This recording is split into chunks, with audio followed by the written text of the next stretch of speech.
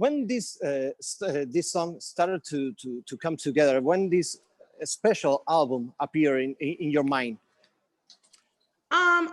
Well, I've been writing the album for 3 years, and it had different names, different energies. It was all kinds of things before it was special. I think the album energy had continued to evolve until it's finally gotten to this point. I am proud of it. I think that it is like such a beautiful representation of my journey of the last 2 years, which have been a roller coaster, honey, up and down. And I think like the beauty of what I've done is like try to celebrate my survival and try to use my self-love in the real world in real time. When the world does not love you back, what do? You put on your armor and you go out there and you shine. But beyond that experience, does the pandemic help or has any influence around the sound and the message of this album? I think that it's hard to not have impact on the music. I think like I'm not gonna openly be like COVID-19, like I'm not putting like that in there because I don't want to speak on anything that kind of brought me down. I kind of want to speak on the things that lift me up. But hell yeah, like, oh, I've been so down and under pressure. I'm way too fine to be distressed. Yeah, you think that line isn't directly about stress of the last 2 years, about wondering if we're gonna be okay globally? Yeah. Part of that stress comes from the success of "Cause I Love You" after seeing those awards behind you and something like that. Good point. Good fucking point. Yeah, I think that I didn't put any pressure on myself to win Grammys again. Like, I didn't put any pressure on myself to like have another number one. I think other people did. I started writing music and I was like, this is the song I want to sing. And this is the song I think people will be excited to hear. And then like externally, people were like, well, there's a lot of pressure this time. Sophomore album, blah, blah, blah, blah, blah. And I think that is the pressure that I've been experiencing. I didn't put it on myself because I knew I was going to be okay. And I knew I was going to write great shit because that's what I do. That's what I do. And you have always done it. But that success changed the way that you see yourself as an artist? It don't change the way I see myself as an artist. It more or less like validates who I knew I was as an artist. I think I always led with my talent first. When I didn't lead with my looks, when I didn't have, what I thought was like the hottest body, I was like, you know what? I'm fucking talented. You can't take that away from me. And I think having the awards is just validation and confirmation that like, yeah, all those years of studying and working, paid off. How can you explain the success of a song after you put it on social media? That impact that social media has on music, that maybe 2 years after the release or a couple of months after the release, it goes straight to number one.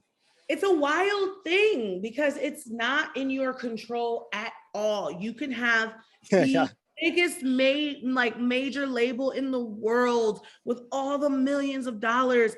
You can't pay a person in South Dakota to do your dance. Like, you just can't. Like, you can't pay the 500,000 people who have danced, the over 500,000 people who've danced to About Damn Time on TikTok. You can't pay for that.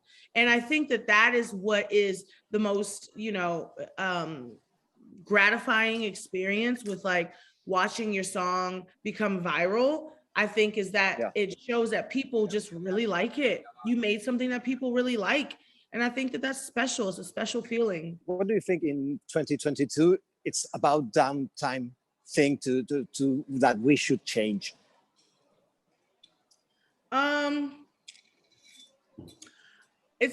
That's a loaded question. There's so many things. I think right now the most pressing thing I feel like it's about damn time that the laws of our countries are governed by people who care about the people. I cannot stress enough how much I see universally, globally, that there's a theme of, you know, politicians and people in charge who are more concerned with their own personal, you know, vendetta or agenda versus listening to the majority rule. And I think it's about damn time the politicians reflected that. That's it. Like, I'm not asking for much. Just listen to people that protect us. I'm talking about politics. It's a special time nowadays in the US with this whole, again, the debate on abortion and how to control women's body. You are a powerful and renovative voice for female. Which is your message towards it? Well, I think everyone is giving their opinions and no one's opinions are changing the law. The only people's opinions who are changing the law are the people who voted to, you know, get rid of laws that protect women's bodies. I think that I'm oftentimes shocked at how, you know, Americans have the ability, and I don't know about y'all, other countries and stuff, I'm gonna just talk from the country I live in, have the ability to create debates out of people's lives.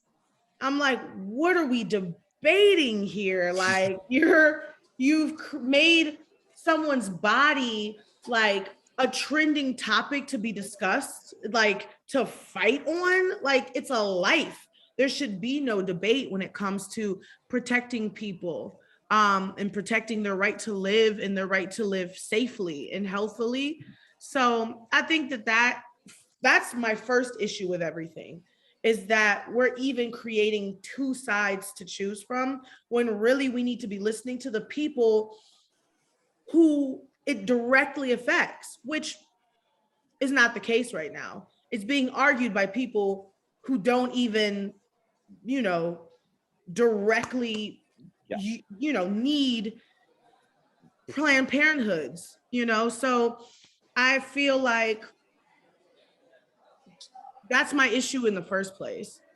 I feel like we're distracted by the debate of it all.